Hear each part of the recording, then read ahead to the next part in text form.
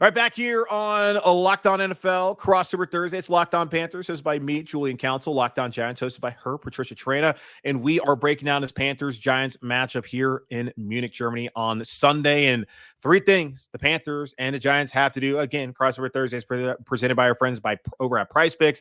Download the app and use code LOCKEDONNFL to win $50 instantly when you play $5. Patricia, start off with you and the visiting team, even though both teams are visiting, and talk about what the three things the Giants have to do. Now, typically, I say the Panthers got to do more than three things because they're not a good football team. They got to do a lot more than just these three things. But what three things are you looking at where they have to do it in order for the Giants to win on Sunday?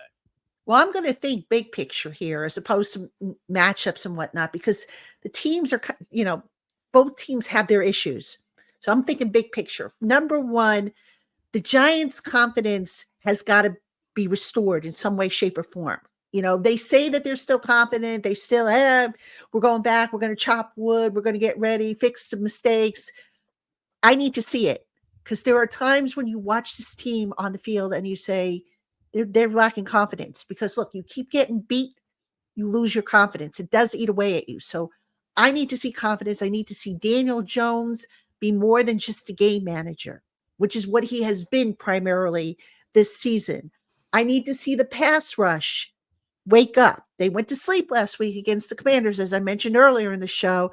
They've got to wake up, whether it's Bryce Young, whether it's Andy Dalton. The pass rush has got to get after the quarterbacks. They've got to force mistakes. They've got to force turnovers. They can't beat themselves. The Giants at times have beaten themselves with mistakes. So play a clean game, play complimentary football. And just, look, the two teams are pretty much evenly matched, I would say, except for a position here, a position there. It comes down to who's going to make the fewest mistakes, who's going to play with more confidence, and who's just going to want it more. Yeah, I agree with you there. You look at these two teams and you mentioned that like they are pretty evenly matched. And typically, especially at the NFL level where all these games are typically one-score games, and the Panthers actually played their first one-score game of the season last week in that 23-22 win against the Saints. It comes down to just not turn the ball over. And I would have told you a week ago, the only way the Panthers win a game is if they win a turnover battle.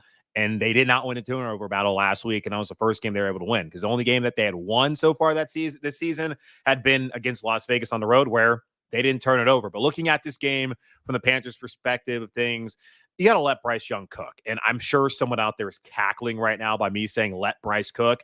But we have seen him grow in confidence. We have seen him in this offense the last 2 weeks. Dave Canales, if he's going to let him play, has seen an opportunity to let him grow and use his strengths. Why not let him sit back there and cut it loose? We saw a couple times on Sunday the throw to David Moore that should have been a touchdown. David Moore dropped. The throw to Xavier Legette, which was taken away by New Orleans and turned into an interception, when really, that's, called a fumble instead. Bryce Young should not be credited for that turnover at all. There's some good passes. Then on that 3rd and 10 on the final drive, sat back there, took a 3-step drop, let it rip, 26 yards, helped set up that winning touchdown. Like, let Bryce Young just go out there, show confidence in him as he's having more confidence in himself.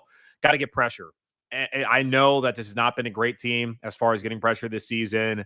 I can see some vulnerabilities there with the Giants offensive line. Daniel Jones is somebody who is known to have some whoopsie daisies when it comes to taking care of the football throughout his career. So if you can get some pressure on him with DJ Wooden coming back, and again, doing this before the end of the trade deadline, Jadeveon Clowney still around, having those two guys out there for the first time this season would be great as far as getting some pressure. Then the last thing to me, defensively, they're not going to be a turnover machine. They're not going to be able to get a bunch of stops, but bend, don't break. They got stops in the red zone last week. They were able to go punt, end of turnover on downs, the final 3 drives there against New Orleans on Sunday, albeit a banged-up New Orleans Saints offense. If they're able to bend, not break again this week, I think they have an opportunity. So got to be able to get some pressure on the quarterback, let Bryce Young cook, open up the offense, and we'll see what this game looks like on Sunday as the Giants and Panthers face off in Munich again. The Giants right now are favored. Any final thoughts, Patricia, before we get out of here?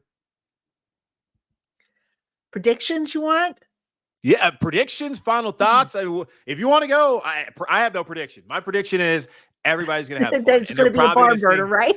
Yeah. No, the last thought I want to say is, both teams are coming in, I think, Thursday night. I know the Giants are flying in Thursday night.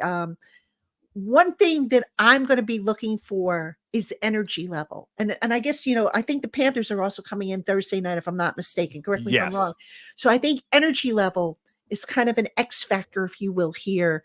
Brian Dable, when he spoke to the media on Monday, he said, yeah, well, we're leaving Thursday night, sleep on the plane, then hit the ground running. Julian, because you just made that trip, that's not No. easy to do. You've got jet lag, and when you're sleeping on a plane, unless you've got those recliners, and even that is kind of, not the most comfortable thing as sleeping in a bed. So I'm curious to see what the energy level looks like, how, the players respond, flying for a number of hours that can dehydrate you. So these are all things I'm sure the Giants and Panthers have taken into consideration, but which team is going to have more bounce in their step would be, the big thing for me to watch. And as far as a prediction, I don't even want to go there because I haven't gotten it right at all this year. But I will say this: I'm not picking the Giants. I will not pick the Giants until they give me a reason to believe in them again.